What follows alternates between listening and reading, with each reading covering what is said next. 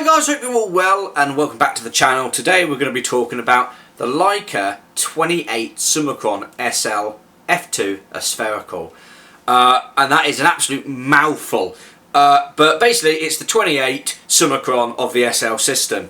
And it's, as I just said, it's got an f2 aperture, it stops down all the way to f22. And you know what? This is a little gem of a lens. It really is. As we can see here, I've got it mounted to a Leica SL2S without a battery grip, and as you can see, it is a very compact unit. Now, I am a 21mm user on the Leica rangefinder system, and I was quite interested to see how well this 28 would perform. Unfortunately I wasn't able to go on the streets in it, so I ended up just walking around our local area and taking loads of photos and bits and pieces. But I absolutely adore this lens. I like stuff really wide in street. However, the 28 was perfect for what I wanted to do when we were going out, and obviously it has a really close focusing thing, which is absolutely brilliant. I believe it's around 24 centimeters, you know, which is extremely close. I mean, if I turn the camera on here, I mean, I am like not that far away from the camera and I'm getting everything in focus. In fact, I will go out of focus, but here we go. I'm actually still in focus. So, and I'm literally about, I don't know, a couple of centimeters away from the lens. So yeah, probably that. But you know, and that is actually in focus as well. So that just goes to show how close you can actually focus with this 28mm. The f2 is extremely well balanced on the SL system. I've absolutely loved it. In fact, it's been one of my lenses that I've kept on this camera.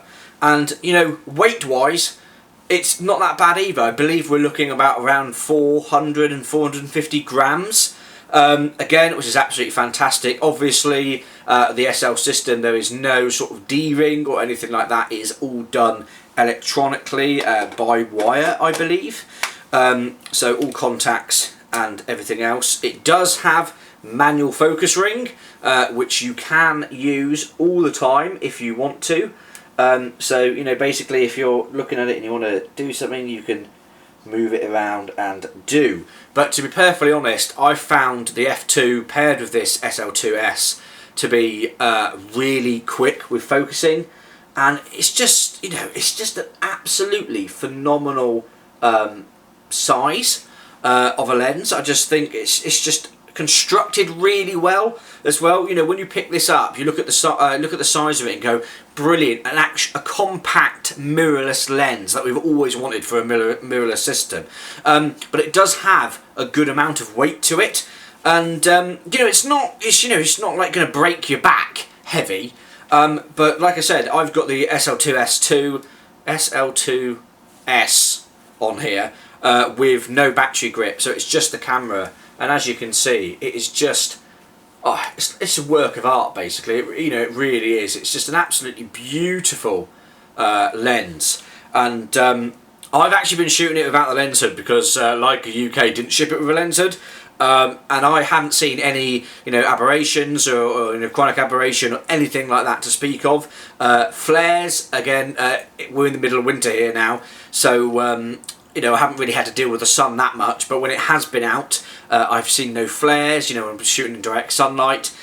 But the images this lens produces is absolutely phenomenal. I mean, you know, it really goes to show how good mirrorless lenses are. And I know that sounds really weird to say, and it's a kind of like an odd statement, but, you know, I come from an era of, you know, older film lenses, which, you know, everyone's using now to put on, like, you know, films and movies and bits and pieces like that, because they really go on about a certain look and how, like, a characteristic of a lens. I'd say this characteristics of this lens is the tonality. It really, you know, really thrives on like vibrant, you know, sort of like very dynamic shots. And the clarity that this lens produces, even wide open at f2, is absolutely amazing. I would say the sweet spot for it is around the f4, f8 mark. You know, I've shot it at f8 and everything has been in focus. It's been absolutely, like, you know, razor sharp. So that's probably the only thing I would say, is that sometimes, you know, if you're looking, you know, if you're an average shooter around f8, you probably want to go about f5.6, purely because everything is absolutely razor sharp on this camera. But honestly, it's never missed a beat. This lens has been absolutely phenomenal.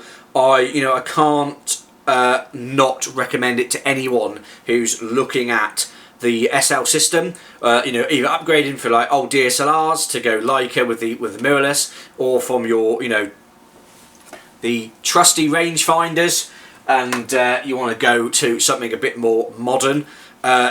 This setup, this lens has been absolutely fantastic. Anyway, I hope you've enjoyed the images that have gone through this review.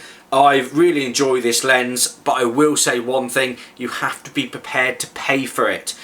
Even though it is a Summicron-SL, the SL lenses tend to be very expensive, and I will say it's worth every penny, but you know, you're going to have to sit back and hopefully you're sitting down, because this lens is around £4,500. That's roughly around $5,000 or a bit more. I think it's $4,000. I think it's $5,400. I think in the US, but I'll put the prices up here.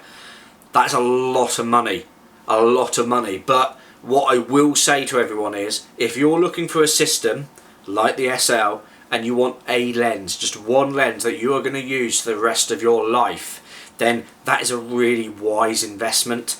The optical tonality, quality of this lens has just absolutely blown me away. But you know, like I say, we do now in the camera industry, you get what you pay for, you know, and I do think this 28mm is worth every single penny. I really do. But anyway, guys, thank you so much for all the love and support that you've shown on the channel. I really do appreciate it, and I'll see you on the next one. Cheers, guys.